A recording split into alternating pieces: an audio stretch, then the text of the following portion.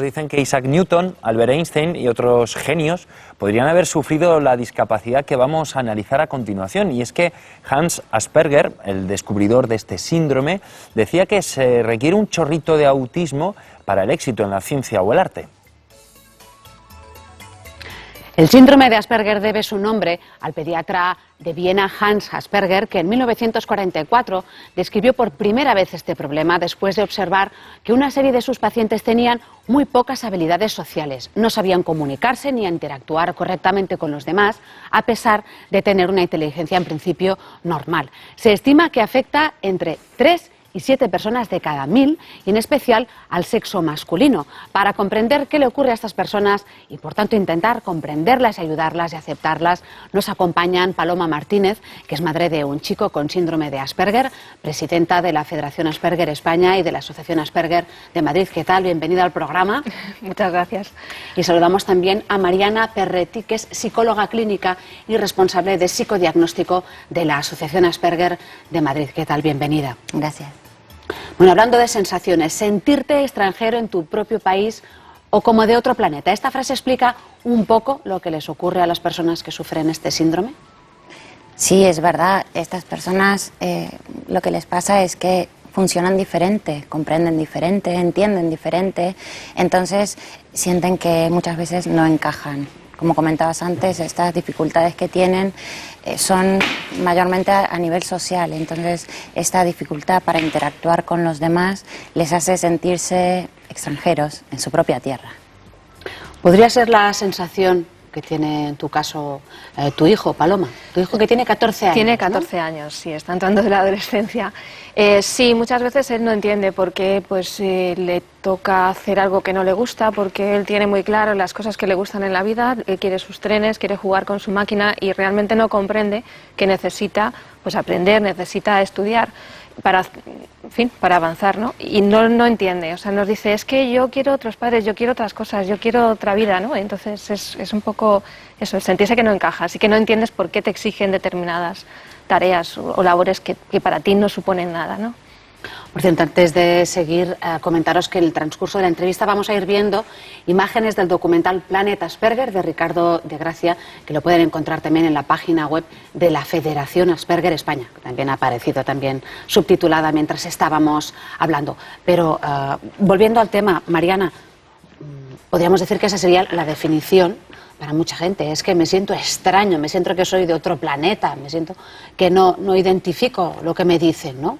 Es verdad, muchas personas pueden sentirse identificadas, pero una cosa es cuando nos sentimos extraños o nos cuesta relacionarnos, y algo muy diferente es cuando ya se habla de un trastorno. Estamos hablando dentro de lo que es el espectro del autismo, y aunque, como decías antes, estas personas mantienen intacta la inteligencia, por así decirlo, no tienen problemas a nivel cognitivo, sus dificultades son mayormente en la interacción social. Entonces esto hace que por un lado sean fácilmente identificables estas dificultades y llamen la atención, pero luego en otros ambientes, dentro de sus áreas de interés, puedan ser completamente normales, ¿no? Entonces en ese sentido pueden llegar a pasar desapercibidos. Cuando dicen un trastorno de espectro autista, ¿eso qué es lo que significa? Significa que el autismo, que es una palabra que muchas veces asusta, es algo que nos gusta, que da miedo y que relacionamos muchas veces con un trastorno muy severo, es simplemente un nombre, es una etiqueta y engloba una serie de dificultades que son la interacción, dificultades en la interacción, en la comunicación y una serie de patrones, de conductas rígidas, inflexibles, ¿no? Muchas manías pueden aparecer. En el caso de Asperger, lo que son los intereses absorbentes, muy intensos e incluso peculiares, intereses raros, ¿no? Entonces, hablamos de espectro porque cada persona es única y tiene una, por así decirlo, una manifestación de lo que son los síntomas diferente. Entonces, vemos que hay personas con distinta funcionalidad dentro de todo el espectro del autismo. Paloma va sintiendo mientras escucha a Mariana. Claro, cuando empezó a pensar en el caso de su hijo, que lo de adaptarse le costaba demasiado, ¿no? Pues realmente nosotros bastante pronto, porque además de Asperger es hiperactivo, que es algo que sucede en un porcentaje, en un 10% más o menos, que es, digamos, los dos trastornos unidos. Entonces nosotros fuimos un poco más tempranos y alrededor de los 2-3 años ya vimos que había dificultades y en eso tuvimos suerte y la verdad es que nos orientaron bastante pronto. Pero claro, nos orientaron en, digamos, sí, a un papel que ponía, parece que puede ser síndrome de Asperger, y a partir de ahí, pues, internet, encontrar otros padres, montar la asociación, que justo nosotros, cuando contactamos con otros padres, era el día de la fundación de la creación de la Asociación Asperger Madrid, y fue ahí un poco como movió todo, porque realmente el diagnóstico no te aporta nada, te aporta una etiqueta que sí puedes ir a internet o a cualquier manual o preguntar a alguien, pero realmente dices, bueno, ¿y ahora qué? Es un punto de partida, Claro, quizá, ¿no? O sea, digamos que la batalla por el diagnóstico ya está, pero después, incluso aunque lo consigas, y yo en eso tuve suerte, pero realmente luego queda lo más difícil, claro. O sea, En el caso de su hijo lleva 10 años, de Sí. los 4 a los 14, ¿no? ¿Qué Prácticamente, hacer sí. ante un diagnóstico de Asperger? Pues primero te asustas, porque no sabes muy bien qué es lo que tienes entre manos. Y luego para nosotros es fundamental el contactar con otras familias, porque ellos te aportan otra visión, te aportan en la compañía, el no sentirse solo y el ver un poco la perspectiva lo que puedes esperar en el tiempo, porque tú no sabes cómo va a evolucionar esa persona, realmente no conoces otros casos. Dices, tienes un niño de 4 años y dices, ¿y qué va a ser de él cuando tenga 14, como es ahora, o 24? Es decir, que el ver otras familias, otros chicos, otras edades es fundamental. Porque, por ejemplo, algunos de los diagnósticos o de los síntomas no tenemos entendido que es, pues, que no les gusta que les abracen, Claro. que no les gustan los ruidos. Sí, hay cosas que realmente el diagnóstico, bueno, Mariana en esto sabe mucho más, pero se llega, digamos, por cumplir una serie de criterios de entre otros muchos. Entonces, claro, también es que cumple una serie de parámetros, pero otros no. Entonces es mucho lío. Necesitas que un profesional, alguien que sepa verdaderamente de lo que estamos hablando, realmente te oriente y sepa dar un diagnóstico y sobre todo unas orientaciones de futuro. Es decir, pues se necesita intervención para aprender las habilidades sociales que faltan, para aprender lo que es un refrán, un doble sentido, cómo introducirse en una conversación o despedirse, que eso es algo que todos aprendemos de forma innata o incluso en nuestra casa, pero que las familias nos dicen, es que por mucho que él insista en que tiene que saludar a la gente, es que se niega, oye, es que no hay manera con él. Vale, eso es muy común, pero cuando ya se trata de algo que la familia no puede inculcarle porque no sabe las pautas correctas para que esa persona adquiera esa habilidad social, pues es, digamos, cuando ya aparece la discapacidad. Es decir, se trata de algo, nosotros enseñamos lo que no puede aprenderse de forma innata en la familia. O sea, que la familia no es suficiente porque necesitas un profesional que te oriente. Se dice que algunas personas con Asperger tienen mucha memoria y son muy detallistas, ¿no? ¿Qué hay de eso? ¿Y qué se puede hacer para que esa capacidad sea útil o quizá compense, ¿no?, las otras carencias? Es cierto que dentro de lo que es el funcionamiento cognitivo, la capacidad de memoria está muy desarrollada y la utilizan generalmente en sus áreas de interés. Entonces, más motivación aún, si algo te interesa y tienes buena memoria, acumulas muchísima información. El tema es que generalmente es una acumulación más bien mecánica, es acumular información y luego la dificultad que tienen es que no pueden operar con todos esos datos o utilizarlos en su beneficio. Por eso también en las terapias intentamos pues esas habilidades que ellos tienen, que puedan canalizarlas, que puedan utilizarlas y beneficiarse de ellas, como por ejemplo la memoria. De la capacidad, ¿no? No discapacidad, sino capacidad. Claro.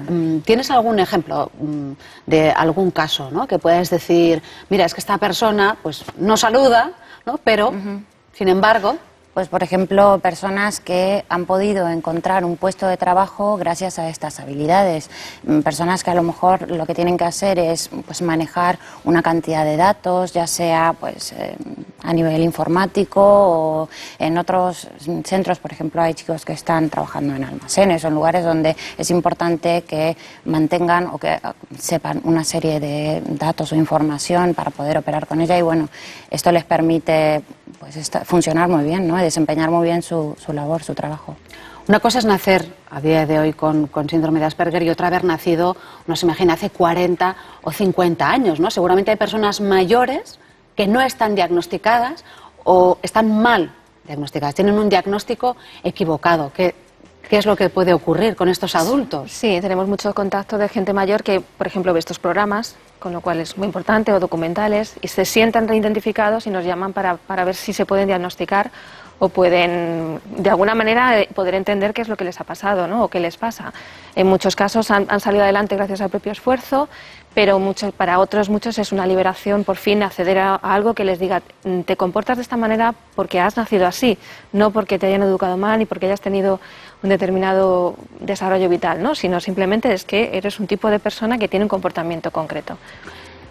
¿Hasta qué punto se puede, podríamos decir, afinar en el diagnóstico a un Asperger, ¿no? Por ejemplo, si hay alguna duda que dice, pues ahora me voy a hacer la prueba, a ver si lo tengo. La verdad es que hay muchísimos cuestionarios, test de screening que se pueden encontrar en las páginas web y que sirven para, sobre todo, orientar.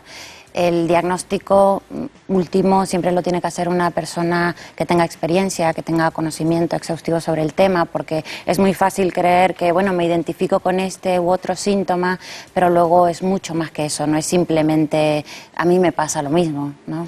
¿Hay alguna lectura recomendable para entender a las personas que sufren Asperger? Por ejemplo, ese libro que se llama El curioso incidente del perro a medianoche, la novela del escritor británico Mark Haddon. Sí, esa por ejemplo podría ser la un recomendamos, ya está Nacido en un día azul, me parece que es también. Luego hay textos ya, digamos, un poco más clínicos, pero que intercalan historias vitales que son muy, muy identificables para los padres, como el libro de Pilar Martín Borreguero, de síndrome de Asperger, discapacidad o excentricidad social, que es la pregunta del título. ¿Discapacidad o excentricidad? Claro, es decir, que tú, una persona que se comporta, digamos, de forma extraña, tiendes a pensar que es un excéntrico o, en lenguaje moderno, friki.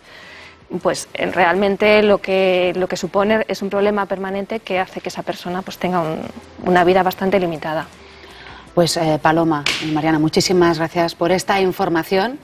Muchos ánimos y mucha suerte. A ti, gracias. Adelante. Gracias.